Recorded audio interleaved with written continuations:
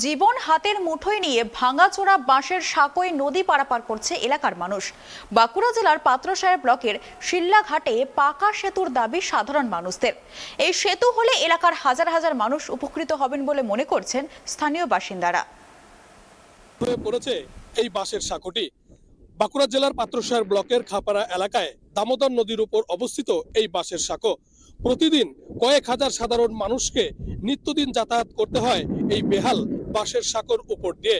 এক প্রকার জীবনের ঝুঁকি নিয়েই তাদেরকে পারাপার করতে হচ্ছে। এই এলাকার সাধারণ মানুষদের একটাই দাবি, বারবার প্রশাসনকে জানানো হয়েছে দামোদর নদীর উপর তৈরি করা হোক একটি স্থায়ী কংক্রিটের ব্রিজ, যাতে করে তাদের বর্ষাকাল এলে কোনো সমস্যার সম্মুখীন হতে না হয়। জীবনের ঝুঁকি নিয়ে তাদেরকে বাঁশের সাঁকো পারাপার করার সময় যদি কোনো দুর্ঘটনা ঘটে যায় তার দায় কে নেবে? সাধারণ মানুষদের এই দাবিকে মান্যতা দিয়ে প্রশাসন কবে এই স্থায়ী সমস্যার সমাধান করে সেদিকেই তাকিয়ে রয়েছে এই এলাকার সাধারণ মানুষরা। একদিকে বাঁকুড়া জেলা, অন্যদিকে পূর্ব বর্ধমান জেলা। এই দুই জেলার মধ্যভাগ দিয়ে বয়ে গেছে দামোদর নদ। এই জেলা দুটির যোগাযোগের শর্টকাট মাধ্যম বাঁকুড়া জেলার পাত্রসাহেব ব্লকের শিলাঘাট। এই ঘাটের উপর রয়েছে একটি জরাজীর্ণ ভগ্নপ্রায় বাঁশের সাঁকো। এই সাঁকো দিয়ে জীবনের ঝুঁকি নিয়ে প্রতিদিন এই দুই জেলার কয়েক হাজার মানুষ যাতায়াত করে। জীবনের ঝুঁকি নিয়েই পারাপার করতে গিয়ে একাধিকবার দুর্ঘটনাও ঘটেছে। বিকল্প পথ রয়েছে, একদিকে প্রায় 50 কিলোমিটার, অন্যদিকে প্রায় 40 কিলোমিটার ঘুরপথ। স্বাভাবিকভাবেই এই দুই জেলার যোগাযোগের জন্য শিলাঘাট এলাকার মানুষের কাছে হয়ে উঠেছে গুরুত্বপূর্ণ একটি মাধ্যম। বাঁকুড়া জেলার একাধিক কৃষক তাদের উৎপাদিত দ্রব্য এই পথেই পূর্ব বর্ধমানে নিয়ে যান। এমনকি পূর্ব বর্ধমানেরও হাজার হাজার মানুষ বিভিন্ন দরকারি কাজে বাঁকুড়ায় আসেন এই পথ দিয়েই। যে কারণেই জীবন হাতের মুঠোয় নিয়েই এই জরাজীর্ণ ভগ্নপ্রায় বাঁশের সাঁকো দিয়ে প্রতিদিন প্রায় কয়েক হাজার মানুষ পারাপার করছে। বর্ষাকালে দামোদর নদের ভয়াবহ বন্যায় আতঙ্কের পরিবেশ তৈরি হয় এলাকায়। তখন নদী পারাপার করা সম্ভব হয় না।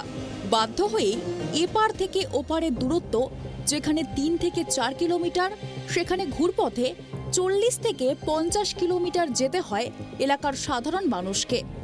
এলাকার মানুষের দাবি, সরকার যাতে তাদের এই সমস্যার একটা স্থায়ী সমাধান করে, যাতে একটি কংক্রিটের সেতু তৈরি হয়।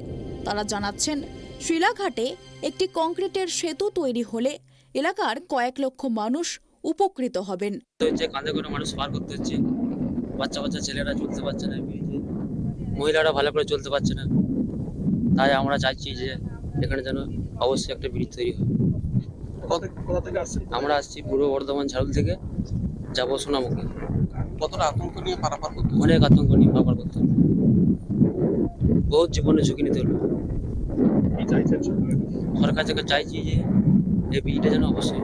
আমরা মানে বিরাটই ভালোই, একদম বাসে পা গলে যাবে, ফাঁকে পা ইয়ে হয়ে যাবে, আমাদের ভয়ে ভয়ে আমাদেরকে পারাপার হতে হচ্ছে।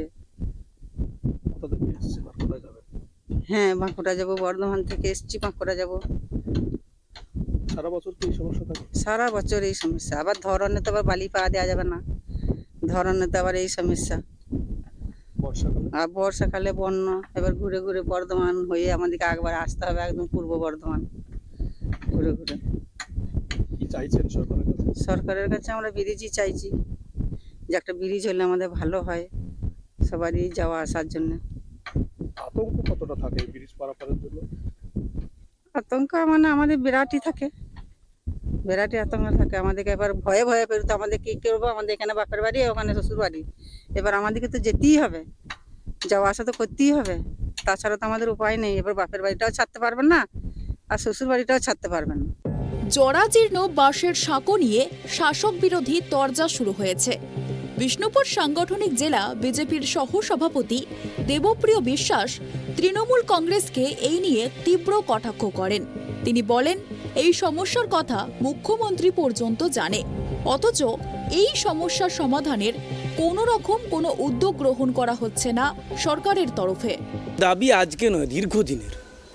বর্তমানে আমাদের এমএলএরা ওখানে এসছেন জিতে, এবং তারা বিধানসভায় এ নিয়ে বহুবার কোশ্চেনও করেছেন, কিন্তু এটা রাজনীতি নয়, মানুষের মানে জীবনের মস্ত বড় ঝুঁকি। কেন জানি না 12 বছর ধরে জেলা পরিষদ যাদের, পঞ্চায়েত সমিতি যাদের, আমার কথা হচ্ছে বিধানসভা যাদের, এ তো মুখ্যমন্ত্রী পর্যন্ত জানেন যে এই অবস্থা, এখানে কি অবস্থা, কেন যে সেখানে এইটুকু কাজ হচ্ছে না আমরা নিজেরাও বুঝতে পারছি না। অথচ জেলাতে এসে তিনি প্রশাসনিক সভা করছেন, আমার কথা হচ্ছে আজকে জায়গায় জায়গায় ভাইপো ঘুরছেন, তিনি শিলদা ঘাটের কথা জানেন না? বিধানসভা 0 আওয়ারে কোশ্চেন উঠছে, তাকে তথ্য দেওয়া হচ্ছে, পরিবহন দপ্তরকে দিচ্ছে আমাদের এমএলএরা, অথচ সেখানে কোনো রকম কোনো রেসপন্স নেই। তৃণমূল বলছে যে বাঁকুড়া জেলাতে একাধিক ব্রিজ আমরা করেছি, কিন্তু এখানে তো সাংসদ রয়েছে, বিজেপির বিধায়ক রয়েছে, তারা কি করছে? এখন তৃণমূল বলছে সাংসদ রয়েছে, বিধায়ককে আপনি দেখুন যে বিধানসভায় কতবার বিধায়করা এটা নিয়ে কোশ্চেন করেছেন। ঠিক আছে, আমার কথা হচ্ছে তাদের সমস্ত জিনিসই এড়িয়ে যাওয়ার একটা পদ্ধতি রয়েছে। মানুষের সমস্যার সমাধান নয়, টাকা এলে ভাগ করে নেওয়ার করতে হবে। কিন্তু আমি বলছি রাজনীতির ঊর্ধ্বে উঠে সাধারণ মানুষের জন্য অন্তত এইটুকু শিলদাঘাটের কাজটা ওনারা করুন। রাজনীতি নাইবা দেখলেন একটা সময়ে, কিন্তু শিলদাঘাটের ডিমান্ড দীর্ঘদিনের, আমার মনে হয় যে সেটা সত্তর হওয়া দরকার। এ নিয়ে মুখ্যমন্ত্রীর আমি বলবো যে তিনি অন্তত একটু দয়ার সাথে এটা দেখুন, কারণ যে কোনো সময় যে কোনো মানুষ তলিয়ে যেতে পারে। চাঁদ মণ্ডল, কাজল সিং নামের সাধারণ মানুষেরা বলেন, এক প্রকার জীবন হাতে নিয়েই এই বাঁশের সাঁকো পারাপার করতে হচ্ছে। বর্ষাকালে নদী ফুলে ফেঁপে উঠলে আরও বেশি সমস্যায় পড়তে হয়। তাই দ্রুত দামোদর নদীর উপরে কংক্রিটের সেতু তৈরি হলে ভীষণ উপকার হয়। 100% আতঙ্ক পুরোটাই, যতটা যাতায়াত করছে ততটাই। মানে বর্ষাকালে কতটা সমস্যা পড়তে হয়? বর্ষাকাল ওই বাড়ি থেকে 1 ঘন্টা হাতে নিয়ে আসতে হয়, 1 ঘন্টা এক্সট্রা হাতে করে নিয়ে, মানে নৌকার জন্য অপেক্ষা করতে হয় ঘন্টার পর ঘন্টা। যোগাযোগ যখন বিচ্ছিন্ন হয়ে যায় তখন কিভাবে যাতায়াত করে? যোগাযোগ বিচ্ছিন্ন হলে বর্ধমান দিয়ে যেতে হয়, নাহলে দুর্গাপুর দিয়ে হয়ে আসতে হয়। মানে যেখানে আমাদের এখান থেকে এইটুকু শুধু 10 কিলোমিটার ফারাক, সেখানে আমাদেরকে 60 থেকে 120 কিলোমিটার আপ ডাউন করতে হয়, আরও বেশি তো কম নয়। কতদিন ধরে এই সমস্যা হচ্ছে? মানে আমার লাইফে এরকমভাবে দেখে আসছি। কি চাইবেন প্রশাসনের কাছে? চাইবো যেন পাকা ব্রিজ হয়, পাকা ব্রিজ হলে সব খুবই ভালো হয়। আতঙ্কিত হচ্ছে। কতদিন ধরে এই সমস্যা? এটা বহুত দিন ধরে চলছে, তো বহুত দিন থেকে চলছে। মানে পারাপার হতে খুবই কষ্ট হচ্ছে, মহিলারা তো হেঁটে হেঁটে আসতেই পারছেন না, ওই ভয়ে ভয়ে আসছে। বর্ষাকালে আরো কত সমস্যা? বর্ষাকালে আরো সমস্যা, খুব সমস্যা। বর্ষাকালে যখন যোগাযোগ বিচ্ছিন্ন হয় তখন কিভাবে পারাপার অনেকে করতে পারে, অনেকে করতে পারে না, নৌকাতে পারাপার করতে হয়, ঘুরপথে যেতে হয়? ওই বর্ধমানে ঘুরে যেতে হয় দুর্গাপুর গেলে, নাহলে এইদিকে ঘুরে যেতে সোনামুখী ঘুরে যেতে হয়। জল যখন বেড়ে যায়, অতিরিক্ত যখন বেড়ে যায়, তখন তো খেয়া দিতে পারে না সব দিন। কতটা আতঙ্ক গ্রাস করে আপনাদের? প্রচন্ড। কি চাইছেন আপনি? ব্রিজ হলে তো ভালো হয়, পাকা ব্রিজ হলে তো ভালো হয়, আমাদের খুব সুবিধা হয়। এটা আমাদের কাছে হয়, ব্রিজটা হলে এদিকে পারাপারের অনেক সুবিধা। তো বর্ধমানটা নিকটেই হয়ে যাচ্ছে, দুর্গাপুরটা কাছেই হয়ে যাচ্ছে। অপরদিকে বিজেপিকে পাল্টা কটাক্ষ করেছে শাসক দল তৃণমূল কংগ্রেস। বিষ্ণুপুর সাংগঠনিক জেলা তৃণমূল কংগ্রেসের সহসভাপতি দিব্যেন্দু ব্যানার্জি বলেন, মুখ্যমন্ত্রী মমতা বন্দ্যোপাধ্যায় ক্ষমতায় আসার পর রাজ্যের বিভিন্ন প্রান্তে ব্রিজ তৈরি হয়েছে, এটাও আগামী দিনে খুব দ্রুতই তৈরি হবে। তবে বিজেপির সাংসদ কি করছে তা নিয়ে প্রশ্ন তোলেন তিনি বলেন, সাংসদ তহবিলের টাকা কোথায় যাচ্ছে? তিনি মানুষের ভোট নিয়ে জয়লাভ করছে, আর মানুষ সমস্যায় পড়ে রয়েছে। তৃণমূল সরকার আসার পর শুধু পশ্চিমবাংলার অন্যান্য বহু জায়গাতে এবং আমাদের বাঁকুড়া জেলাতেও বহু ব্রিজ আমাদের উপহার দিয়েছেন। নতুন ব্রিজ হয়েছে, আমাদের মাননীয় মুখ্যমন্ত্রী সেদিকে সজাগ দৃষ্টি আছেন, তিনি অনেক ব্রিজ উপহার দিয়েছেন। এখন কিছু কিছু জায়গায় এখনও হয়তো হয়নি, তো সেগুলো আগামী দিনে হবে। তাছাড়া সাংসদ, ওখানকার যে সাংসদ, বিজেপির সাংসদ, তার তো একটা এমপি ফান্ডের একটা প্রচুর টাকা থাকে। তো তিনি কি করছেন? তিনি এখানকার মানুষকে ভুল বুঝিয়ে ভোট নিয়ে ঠান্ডা ঘরে বসে ওখানে আছেন, আর এখানে মানুষদেরকে উস্কাচ্ছেন। তো তার সাংসদ কোটার যে টাকা, সে টাকা কোথায় যাচ্ছে সেটাও তো আমরা জানতে চাই, প্রশ্ন আমাদের সেটাও। এবং ব্রিজ যেমন প্রচুর হয়েছে, এবং নিশ্চয়ই মানুষের যে সমস্ত সমস্যা আছে সে ব্যাপারে আমাদের মুখ্যমন্ত্রী সজাগ আছেন, আমাদের সরকার মানুষের পাশে আছে এবং মানুষের কাজ প্রচুর হচ্ছে, মানুষ প্রচুর কাজ পাচ্ছে এবং অনেক অন্যান্য বহু জায়গায় ব্রিজ হয়েছে এবং আগামী দিনে নিশ্চয়ই যে কিছু আছে বাকি সেগুলো নিশ্চয়ই হবে। পাত্রসার ব্লকের বিডিও নিবিড় মণ্ডল বলেন, শিলাঘাটে একটি ফেরিঘাট রয়েছে, সেখান দিয়ে মানুষ পারাপার করে। তবে ওই এলাকার মানুষ এখনো পর্যন্ত ব্লক অফিসে লিখিত অভিযোগ জানায়নি। তারা লিখিতভাবে জানালে বিষয়টি নিয়ে ঊর্ধ্বতন কর্তৃপক্ষের সাথে আলোচনা করা হবে। এই শিলদা ব্রিজে যে জায়গাটার কথা আপনি বলছেন, ওখানে একটা ফেরিঘাট আছে। তো ওখানে বরাবরই ফেরি হয়, সে ফেরি দেখে ওপারে যাতায়াত করে। তো ওখানকার কোনো লোকজনের কাছ থেকে কোনো দরখাস্ত বা কোনো দাবি আমি এখনো পাইনি। যদি দাবি পাই তখন ব্যাপারটা ভেবে আমি ঊর্ধ্বতন কর্তৃপক্ষকে ব্যাপারটা জানাবো। অবশ্যই চেষ্টা করব। সমস্যা কবে সমাধান হয় সেই দিকেই তাকিয়ে রয়েছে এলাকাবাসীরা।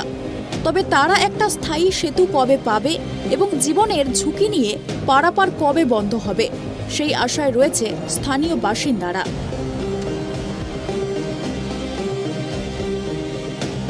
দামোদর নদী পারাপারের একমাত্র ভরসা এই বাঁশের সাঁকো। আমার ক্যামেরাম্যানকে বলবো সেই ছবিটা দেখাতে।